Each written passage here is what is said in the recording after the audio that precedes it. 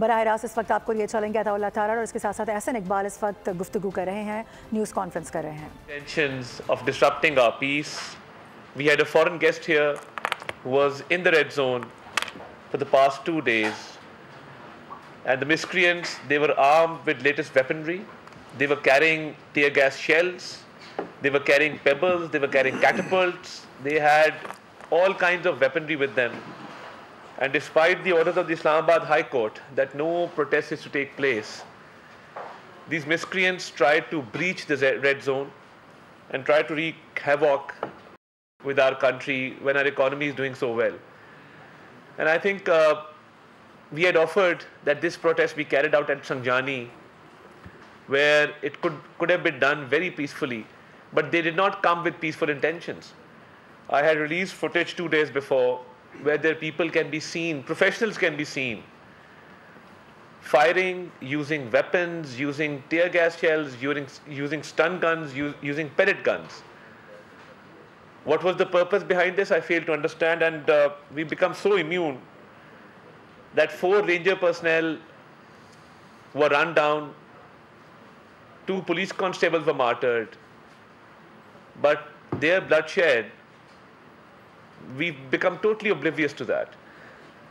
So I think these security forces are there to protect the sanctity of the capital, and a false rhetoric on social media was played up by using a false narrative that these Rangers personnel were hit by their own people. The culprit has been identified. He's from the Aptabad city of KPK, and the only reason for besieging the capital was just to disrupt peace and create a distortion. There was no rhyme or reason behind it, no demands, no public demands, just one demand that their leader should be released. That's in the hand of the court. The government has nothing to do with that. We have caught 37 Afghan nationals. Afghanistan is a friendly country. All due respect to Afghanistan. As a minister, our government stated policy is that we have friendly relations with Afghanistan. But what are Afghan citizens doing in Islamabad in a political party's protest? Is that even allowed? And what is their background? Who brought the Taliban back? Taliban Khan brought the Taliban back. We had carried out extensive operations.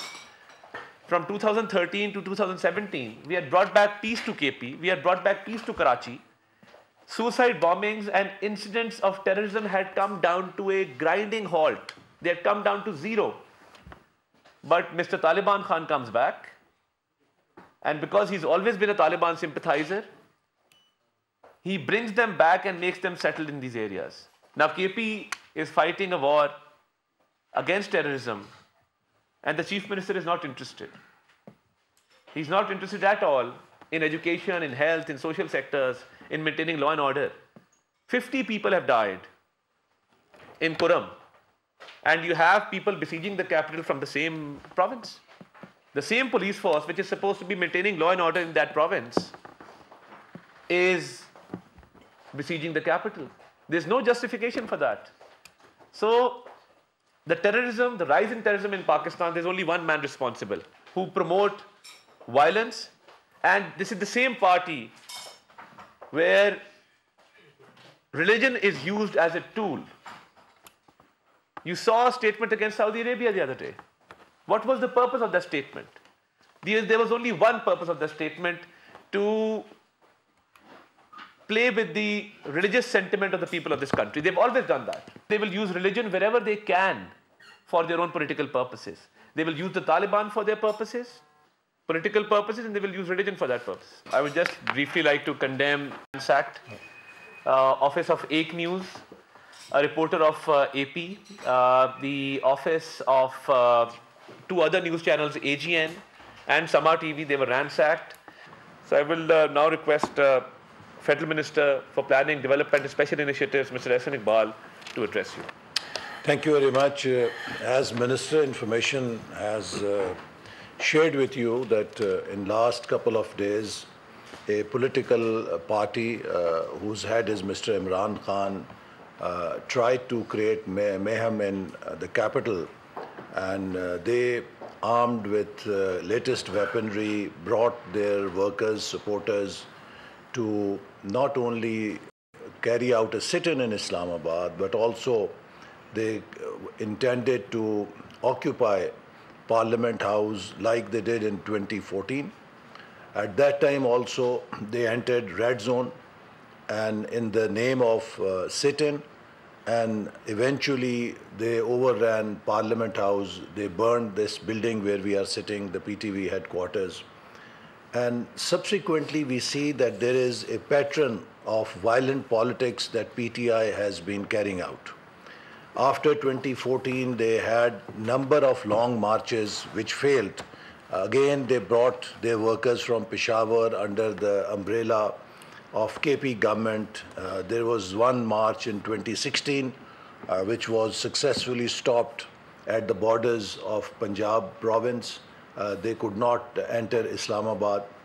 But later on, they have carried out number of incidents of violence. For example, in Islamabad, when Mr. Imran Khan was appearing for hearing, they virtually overtook judicial complex and they carried out worst kind of violence against security forces.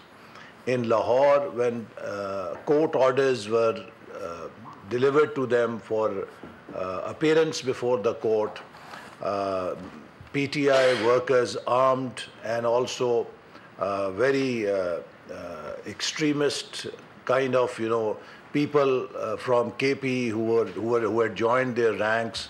They threw petrol bombs on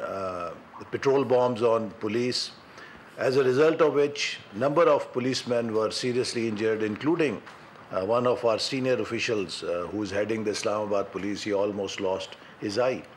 So there is a pattern, and this pattern culminated at the peak point on 9th May in the shape of attacks on Pakistan's key military installations. They attacked general headquarters of army, they attacked the corps commanders' residence in Lahore, they virtually burnt the house, they attacked military bases, air force bases, intelligence headquarters, they attacked the monuments of our martyrs.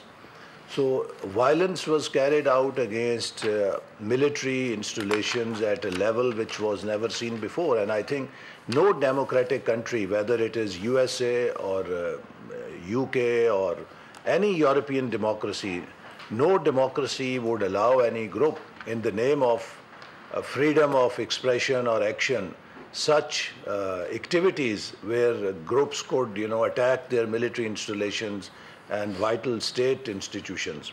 So this is a history, and in this history they again wanted to carry out the same saga in Islamabad. As you are aware that when Pakistan hosted Shanghai Cooperation Organization Summit this year, at that time also they wanted to disrupt the SCO Summit, which was the highest event Pakistan was hosting in almost 2 decades. But fortunately, that attempt was also foiled and they could not be successful in their designs. This time again, with lot of preparation and using the cover of KP government, by using the funds of the government, by using the machinery of the government, by using the official or the government employees, they attacked Islamabad. Now, what I would like to share with you and what Minister Information has said, that we must analyze what was their demand. Their demand was that Mr. Imran Khan should be released by the government. Now, I want to make it very clear, Mr. Imran Khan is not a political prisoner. He is facing serious charges of corruption. He is facing charges under which no politician in USA or Europe would be allowed to go scot-free because he or she happened to be holder of a big office, or any celebrity because he or she is a celebrity would be considered above law. So he has to provide answers and he has to provide evidence that he has not done anything wrong. Instead of doing that, they are evasive of the trial. Their lawyers are busy trying to delay the trial, just as they did in the foreign funding case, when his party was found guilty of getting funding from abroad against the laws of the land. And when this proceeding started in Election Commission, they delayed these proceedings for 6-7 years. The second case he faces is even serious. 190 million pounds were returned by National Crime Agency of UK to Pakistan when they confiscated this amount from a Pakistani national who could not justify that money in London and had been found guilty of money laundering crime. According to the international conventions and law, UK government handed this money back to government of Pakistan. Instead of depositing this 190 million pounds in the state exchequer, Mr. Imran Khan, in collusion with one of his financiers, who was his political financiers, Mr. Malik Riaz, he gave UK authorities the direction that this money be deposited in an account opened by Supreme Court for Mr. Malik Riaz to deposit his fine money for the fine that Supreme Court had imposed him.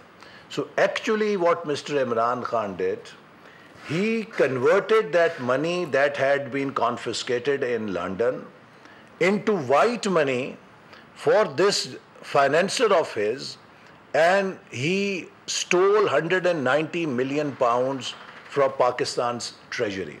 Besides that, he is facing charges for inciting 9th May violence. That is again a major crime.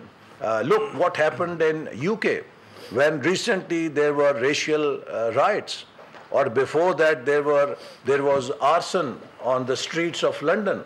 How did the UK judicial system act? In 24 hours they punished all the culprits so that those crimes do not happen again. So similarly, Mr. Khan is facing these serious allegations of corruption, of inciting violence against the security institutions of Pakistan. No country in the world allows such kind of arson, such kind of violence against its state institutions. We faced all sorts of charges, from Mr. Nawaz Sharif to Mr. Shehbaz Sharif to Maryam Nawaz to Mr. Hamza Shehbaz to Khaja Asif to Shahid Khaqan Abbasi to myself to Rana Sanaullah to Khaja Saad Rafiq, and name, Mr. Miftah. All the ministers, all the frontline leaders faced bogus cases during Imran Khan's tenure. We were all put into jail. We never went to US congressmen begging for mercy. We never went to UK lords in the House of Lords begging for mercy. We never went to UN. We fought our cases in the courts of Pakistan. And we would like an early conclusion of those cases, because if the cases were concluded, we knew that the reality or the truth will come out. We were not evasive of the trials. But Mr. Khan, instead of contesting his cases in the courts, chooses to create a hue and cry. It is the judiciary of Pakistan that has to decide his cases. But by just, portraying as if he is being victim, he's trying to somehow create a pressure where he gets maybe an NRO. What he used to allege us that we are asking for NRO, maybe he's asking now himself for an NRO that he may be pardoned. So in the end, I would say that it must be very clear to our international audience that there is no victimization against Mr. Imran Khan. He's not a political prisoner. He is facing serious charges on the basis of which no politician, no public office holder, or no celebrity in Western world will be allowed to go scot-free. Can you please elaborate the details that how the security forces dispersed the protesters? Like what was their methodology? Like did they use tear gas? Did they use baton or whatever stuff? It is coming out of the spin factory of PTI media cell in order to divert attention from the humiliation they faced, from the tall claims their leaders were making that we will sit here till Mr. Imran Khan is released, from the embarrassment that the spouse of Mr. Imran Khan and the chief minister of KP fled from the scene, leaving their workers, at the mercy of the security forces to pick them up and arrest them. And this is what they have done all along. They have used their workers as a fodder for their political ambitions, for their political designs. The internal rift within the party, you saw that major leaders were missing from this protest. We saw Atif Khan was not there, Shahram Tarakai was not there, Asad Kaisar was not there, Hamad Azhar was not there, the Secretary Information Sheikh Waqas Akram was nowhere. So basically, the rift between Alima Khan and Bushra Bibi, this is the first time that they've come so far because Bushra Bibi wanted to stage an internal coup within the party. Government confirm us at this moment, were there any civilian deaths among the protesters, number one, and if there were, how many were there and how did that happen? The health department has issued two statements, one from the Polyclinic Hospital and one from the PIMS Hospital, stating that they received no dead bodies. There was a fake list which was circulating on the social media. They have declared that list to be fake. No bodies have been received by any of these people. Yes, PTI was trying to look for bodies here and there. They are in the habit of visiting morgues for that matter.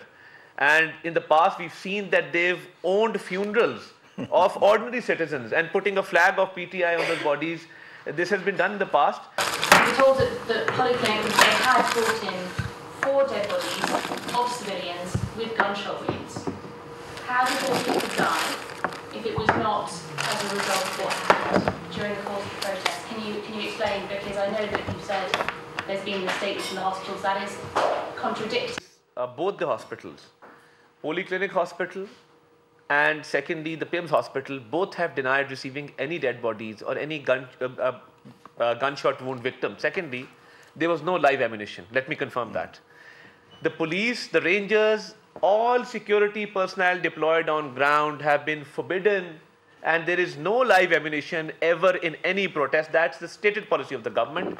Now, we can obviously go into a debate over that, but my contention as Information Minister is that the hospital authorities have denied all these rumors circulating on social media. I can confirm that the medical superintendent, the hospital in charge, and the health ministry have issued written information regarding this, and they've categorically denied this. But I can show you this. This is what I was standing amidst firing. I'll share a video where I'm standing and you can see, you can hear shots being fired, and this is what I collected. This is not what peaceful protesters carry. This is not what I collected this myself on the ground, and this was being used. A lot of security personnel have been injured because of this. All this evidence I collected from the other side of the container. I was standing on the parliament side of the container, and this is what it is. No, this is not used by security, ammunition. These are the guns which are normally privately used. A political party which makes video of every single thing that they do could not come up with one video of direct firing. They could not even doctor a video or create a video on artificial intelligence of security forces directly firing on protesters. So you see, we have CCTV footages. I'm playing these footages behind you on the screen. I'm playing it over there. We have it was done by security forces. Thank you very much. Thank you. अहम press conference की गई है गैर मुल्की media से अता तारड़ और अहसन इकबाल की जानिब से तमाम तर हक़ाइक़ को सामने रखते हुए जो कुछ भी उस रात हुआ उसके हवाले से बताया गया है। कुछ सहाफ़ी हज़रात की जानिब से अस्पताल के हवाले से सवालात किए गए हैं कि कौन कौन से हॉस्पिटल्स ऐसे हैं जिसमें आप लोग क्लेम कर रहे हैं कि कोई ज़ख्मी नहीं आया, किसी किस्म की कोई जो डेथ है वो रिकॉर्ड पर नहीं आई। तो पोली क्लिनिक और पेम्स अस्पताल के नाम सामने रखे गए। उन्होंने कहा कि आप वहाँ जाकर पूछ सकते हैं, इन्वेस्टिगेशन कर सकते हैं कि ऐसा कोई ज़ख्मी वहाँ पर नहीं लाया गया है। उन्होंने ये भी बताया कि बानी PTI के मुकदमात अदालतों में चल रहे हैं। ये मुकदमात सियासी नहीं बल्कि इससे कई बढ़कर हैं। सब्सक्राइब करें और बेल दबाएं ताकि कोई खबर रह न जाए।